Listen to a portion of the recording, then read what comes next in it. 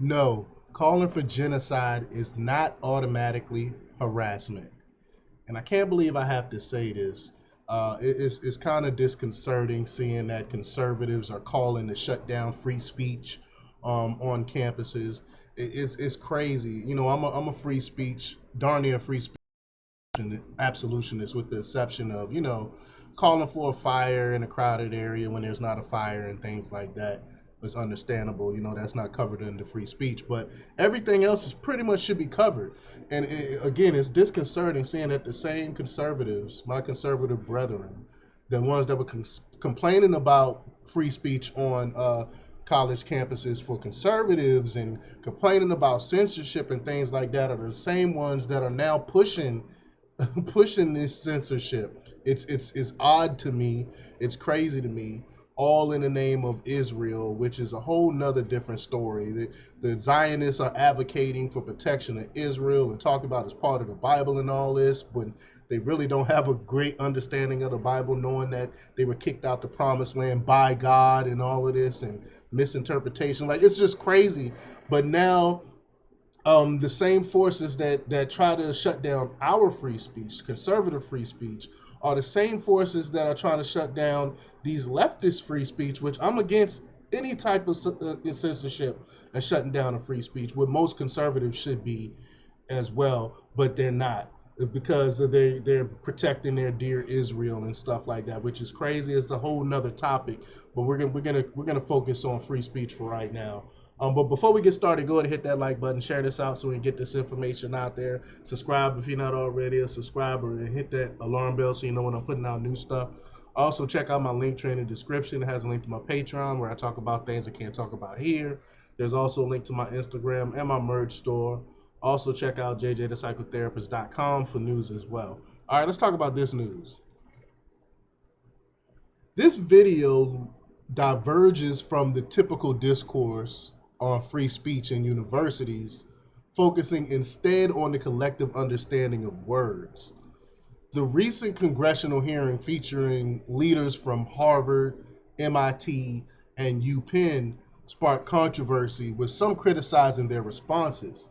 Notably, Rep. Stefanik questioned whether advocating for the genocide of Jews constitutes harassment, receiving varied responses. However, colloquially, harassment implies persistent bothering and calling for genocide, while reprehensible, mind you, may not inherently qualify as harassment.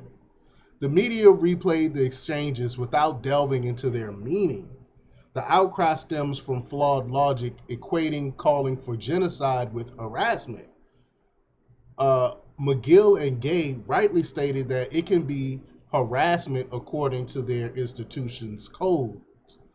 Legal analysis by Ken White emphasized the context-dependent nature of such statements within university policies.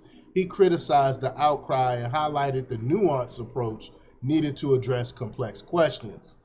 Stefanik theatrics in the hearing raised questions about her motives, especially as her committee announced a formal investigation into Harvard, MIT, and UPenn alleging institutional and personal failures.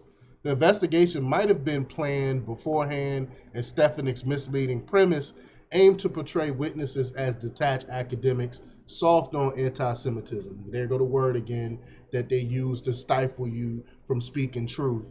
I mean, if you say that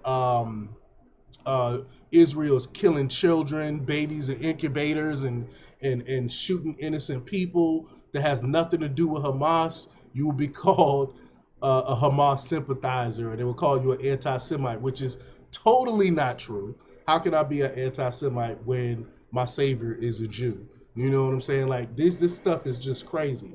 But this calculated move allows Stefanik to present herself as a free speech champion, turning offensive speech into punishable offenses. Now, in matters involving Israel, terrorism, and war, people easily lose sight of both reality and the true meanings of words. The conflation of speech and harassment, coupled with political agendas, underscores the complexities surrounding these sensitive issues. And again, the people on Israel's side just don't want you to speak on atrocities.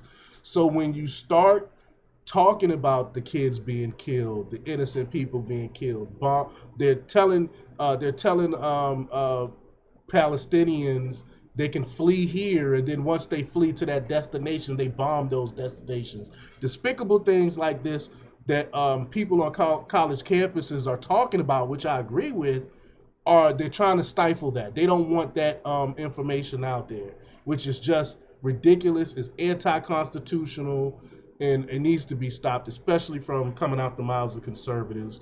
Which at the same time, their talk was just recently talking about being censored and free speech and stuff like that. Again, you can't have free speech for one group and not the other. Free speech across the board. But let me know what you think. Leave your comments down below. Like, share, and subscribe, and check out jjthepsychotherapist.com for the latest in news. Until next time, peace.